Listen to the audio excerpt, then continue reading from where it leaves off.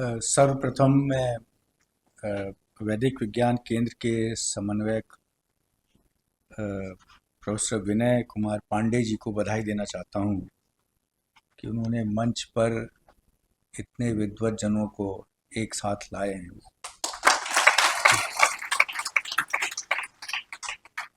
Professor Shyam Narayan लाभ, professor Murli Manohar पाठक, professor Ramakant Pandey, professor सन्निधान Sudarshan Sharma ji, जिन्होंने अपने पिता से पारंपरिक तरीके से ज्ञान प्राप्त किया है, प्रोफेसर रामचंद्र पांडे, प्रोफेसर राजाराम शुक्ल, डॉक्टर विवेक पाठक और डॉक्टर धीरज कुमार मिश्र। जब ये जिम्मेदारी मैंने विनय जी से कहा कि आपको ये जिम्मेदारी ले, तो इनके कुछ आग्रह किए थे और आज इस पटल पे मैं उसका ही चर्चा करना चाहता हूँ। जो वैदिक विज्ञान केंद्र के विविध स्वरूप, जो ये संगोष्ठी का आयोजन हो रहा है, वो बहुत ही महत्वाकांक्षी योजना है और हम लोग चाहते हैं कि जिस उद्देश्य के साथ वैदिक विज्ञान केंद्र की स्थापना की गई थी, उस उद्देश्य की तरफ हम लोग त्वरित गति से बढ़ें।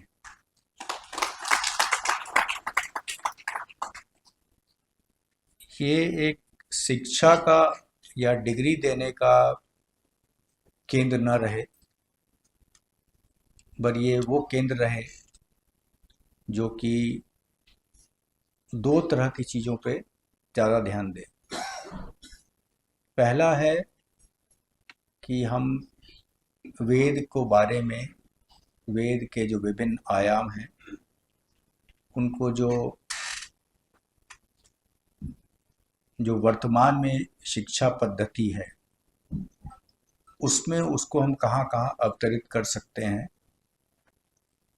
और मुझे खुशी इसलिए भी हो रही है क्योंकि मैंने देखा कि जो आप लोग विद्वज्जन बैठे हैं, उनमें कई लोग ऐसे विषयों के हैं जिनका संस्कृत से संबंध नहीं है, और मैं उन लोगों का नाम भी लेना चाहता हूँ जिन लोगों को मैं जानता हूँ, सबको नहीं जानूंगा। तो मैं देख रहा हूँ यहाँ पे एग्रीकल्चर साइंस से हैं, यहाँ पे रेडियोलॉजी, रेडियो डायग्नोसिस से हैं, सोशियोलॉजी से हैं, फिजिकल एजुकेशन से हैं, जूलॉजी से हैं।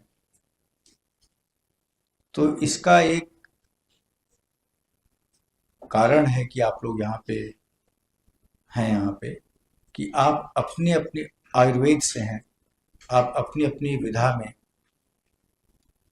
किस तरह से वेद की, जो वेद का ज्ञान है, उसको कैसे ला सकते हैं। अब इसका मतलब क्या हुआ? इसका मतलब ये हुआ कि हम समझें कि वेद कोई अलग ज्ञान नहीं है। वेद के जो सूत्र हैं, जो उसका जो आधार है, वो प्रत्येक विषय में उसका क्या क्या इंटरफेस हो सकता है, क्या इंटरेक्शन हो सकता है, इसको रिसर्च करने की ज़रूरत है। रिसर्च करने का पर्पस क्या है? रिसर्च करने का पर्पस ये है जिससे कि जो हमारी प्राचीन सभ्यता है, जो हमारी प्राचीन एक धरोहर है, संस्कृति है, उसको जो मॉडर्न वर्ल्ड है, ग्लोबल स्टेज है, उस स्टेज पे उसको जो उचित स्थान है वो स्थान मिले। और वो तभी होगा जब हम जितने एजुकेशन फील्ड्स हैं, जैसे मैंने जिनका नाम लिया, 7-8 का मैंने नाम लिया, मैं केवल उन तक सीमित नहीं करना चाहता हूँ। मैं कह रहा हूँ उदाहरण के रूप में लिया क्योंकि आप लोग उपस्थित हैं और मैं शायद आप लोगों को जानता हूँ, इसलिए नाम ले रहा हूँ। अगर हम वेद को उस तरीके से अवतरित कर सकेंगे उन क्षेत्र में, तो उससे ये होगा कि जो कुछ ही लोगों में सीमित ज्ञान है, वो हमारे पूरे विश्व में फैलेगा। ये इसकी बहुत आवश्यकता है कि हम वेद के प्रति श्रद्धा रखें, वेद के प्रति गर्व रखें, लेकिन वेद को पहुंचाएं भी हर जगह। अगर हम वेद की को नहीं पहुंचाएंगे हर जगह, हर जगह, हर देश में, हर समाज में, तो फिर जो हम वेद का जो उचित स्थान है वो नहीं वहाँ तक पहुँच पाएंगे। जब मैं वेद बोल रहा हूँ, मेरा मतलब वैदिक विज्ञान से है। वैदिक विज्ञान को हम वहाँ तक नहीं ले जा पाएंगे, और इसीलिए ये बहुत ही महत्वाकांक्षी केंद्र को स्थापित किया गया था।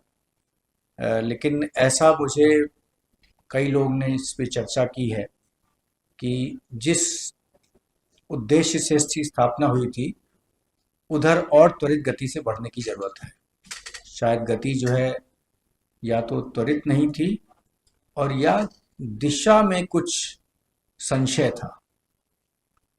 तो दिशा का संशय भी ना हो और गति भी धीमी ना हो, ये दोनों चीजें करनी है। तो मैं आप सबसे आग्रह करूंगा, जितने विद्वज्जन जो बैठे हैं मंच पे और जो विद्वज्जन यहाँ बैठे हैं, कि आप लोग इसमें विनय जी का पूरा सहयोग दें, और जब आए तो आप इसका भी कुछ प्रपोजल रखें कि क्या रिसर्च टॉपिक हो सकता है आपके पर्सपेक्टिव से।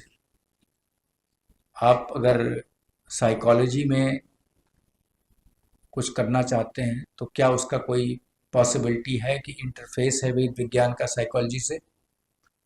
हो सकता है पहली प्रथम दृष्टया लगे नहीं नहीं ये तो बिल्कुल अलग लगेगी, क्या है इसमें कोई समानता नहीं है।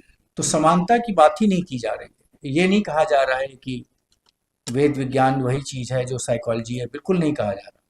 कहा जा रहा है कि क्या ये जो ज्ञान है, इनको अगर हम साथ में लाएं, इनको इंटीग्रेट करें, इनको एक साथ प्रस्तुत करें, तो क्या उससे नया ज्ञान उत्पन्न होगा।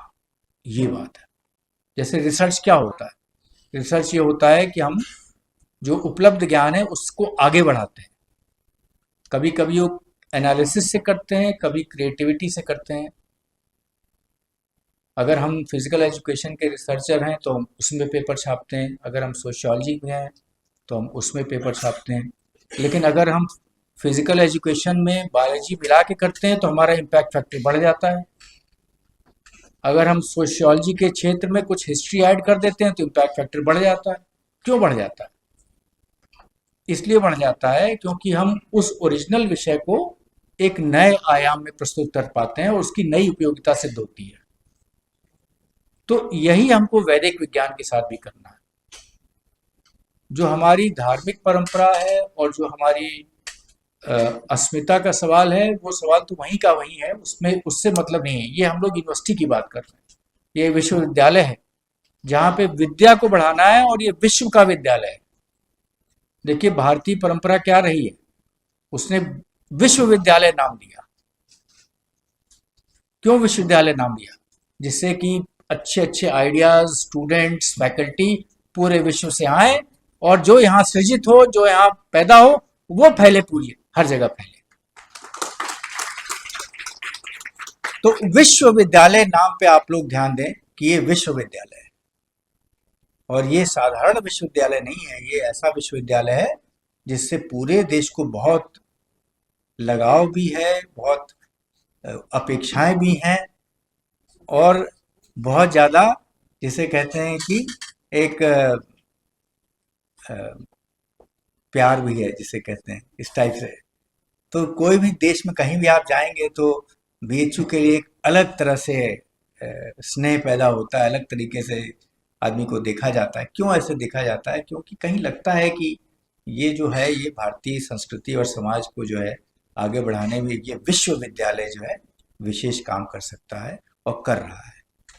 तो ये जो संगोष्ठी है 3 दिन की, मैं विनय जी से 19 तारीख को मिलना चाहूँगा और जानना चाहूँगा कि हम लोग जो वैदिक विज्ञान केंद्र को आगे बढ़ाने की प्रक्रिया में हम लोग आगे बढ़ पा रहे हैं कि नहीं। इससे जो है आपने क्या क्या नई चीज़ें ली, आप सबसे जो है जितने लोग आए हैं सबसे रिसर्च टॉपिक्स लीजिए, सबसे एक्सपर्ट्स लीजिए, उनमें रिसर्च टॉपिक से रिव्यू कराइए। केवल टॉपिक देने से नहीं होगा। आज की जो मॉडर्न नॉलेज को जो हम क्रिएट करते हैं उसमें पीयर ग्रुप का बहुत रोल होता है। पीयर ग्रुप का मतलब है कि अगर हमें सोशियोलॉजी में कुछ करना है तो जो सोशियोलॉजिस्ट हैं उनके पास वो प्रपोजल जाना चाहिए, और उनकी प्रतिक्रिया जानने की ज़रूरत है कि क्या जो ये प्रपोजल आ रहा है, ये इसमें केवल हमारा वेद के प्रति जो समर्पण है, जो भक्ति भाव है, वो दिख रहा है, या इसमें कुछ ज्ञान दिख रहा है, या इसमें कुछ ज्ञान की ज्योति दिख रही है, तो इमोशन से हटा के रीजन और लॉजिक पे इसको खड़ा करेंगे, तभी हम वैदिक विज्ञान केंद्र के साथ न्याय करेंगे। और विनय जी बहुत सक्षम व्यक्ति हैं इस काम के लिए, अगर आपका सहयोग मिले तो। और मैं प्रोफेसर शुक्ला से कह रहा था कि आप भी जो है इसमें जितना हो सके इंटरेस्ट लें, जिससे कि विनय जी की जो ऊर्जा है वो उसका जो है हम लोग सब लोग लाभ उठा सकें, और जो बीएचयू का जो वैदिक विज्ञान केंद्र है वो 4-5 साल में 6 साल में ऐसा केंद्र बन जाए जिस पे पूरे विश्व की नज़र हो कि इसने वेद विज्ञान को नई रोशनी में दिखाया है। ये केंद्र ऐसा केंद्र है जिसमें कि टॉप मोस्ट रिसर्च होती है। आप लोगों ने नाम सुना होगा Indian institute of advance study Shimla का, नाम सुना है? दी सुना है। तो वैसे ही ये वेद विज्ञान केंद्र होना चाहिए कि एडवांस्ड वैदिक रिसर्च का ग्लोबल सेंटर, विश्वविद्यालय ऐसा ग्लोबल सेंटर बने, चाहे वो ईस्टर्न सिविलाइजेशन है, चाहे वेस्टर्न है, चाहे नॉर्दर्न है, चाहे सदर्न है, कोई भी सिविलाइजेशन है उसका वैदिक विज्ञान में इंटरेस्ट हो तो बीएचयू आए, वैदिक विज्ञान केंद्र उस पर रिसर्च करे, बीएचयू उसको सहूलियत प्रदान करेगा और वैदिक विज्ञान से पूरे विश्व का फायदा होगा। हम लोग तो कहते ही हैं हम पूरा विश्व हमारा परिवार है, तो हम पूरे विश्व को उससे फायदा पहुंचाएंगे। इन्हीं शब्दों के साथ धन्यवाद मुझे यहाँ बुलाने के लिए।